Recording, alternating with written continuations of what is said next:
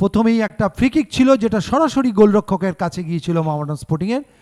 এই সময় একটা হেড যেটা পেছন থেকে এসে করেছিলেন ওই দিনেশ মিতেই। তারপর ইসরাফিলের একটা মাইনাস ছিল, সেক্ষেত্রে বল চলে যায়। সজলের একটা শট গ্রাউন্ডার ছিল, গোলের মধ্যে ছিল না।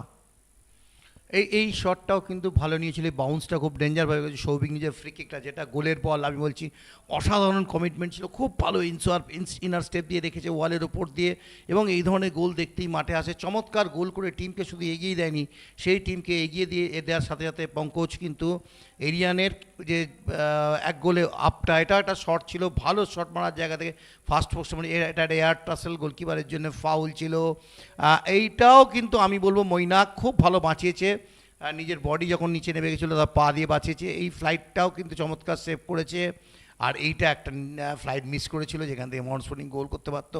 প্রথমার্ধটা কিন্তু এইভাবেই গেছে, দেখুন গতিতে পরাস্ত করেছিল, এটাও ভালো একটা ট্যাকেল শুভমের। এবং এই জায়গায় যেটা পেয়ে গেছিলো রিন্টু, এই শটটা গোলে রাখতে পারলে খুব ভালো হতো।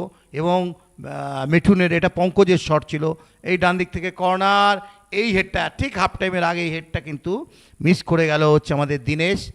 এইভাবেই ফার্স্ট হাফ গেছে। সেকেন্ড হাফে মোহামেডান স্পোর্টিং মহিতোষকে নামায় এবং মহিতোষ নামার পর খেলার কিন্তু একটা চমৎকারভাবে গোল করে ম্যাচে মহিতোষ মোহামেডান স্পোর্টিংয়ে ম্যাচে ফিরিয়ে দেয়। এবং এটাই আমি বলবো আজকের খেলার টার্নিং পয়েন্ট। এখান থেকেই মোহামেডান স্পোর্টিং খেলার মধ্যে পুরো ফেরে, অসাধারণ একটা গোল।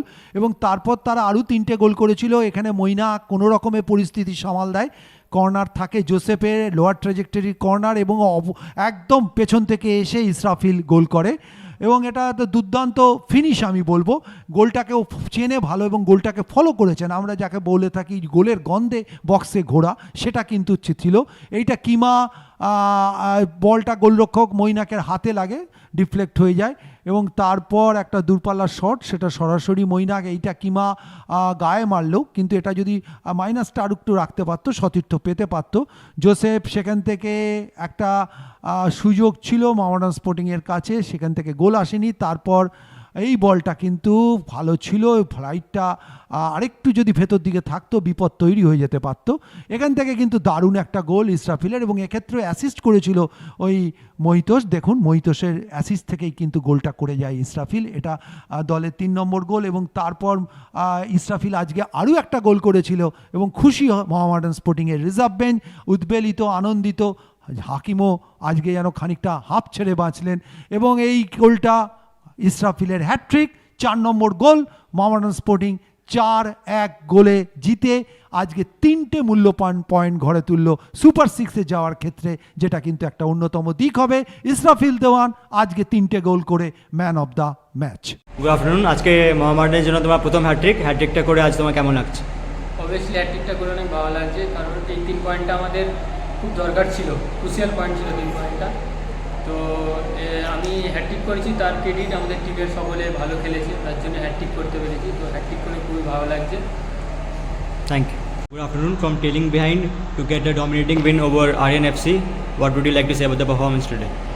Yeah, first half was a bit rushy. Players are not able to calm down and play the way we want to play, because again we have the target to see off all these 3 games at the forefront.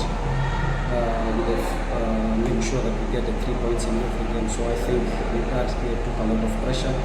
But second half we came with made in some few substitutes to get things together, to link up the team together, and they understood, they knew, everyone was aware, everyone knows that we wanted the 3 points, the players, so they came in the second half really to come and push and get us the 3 points.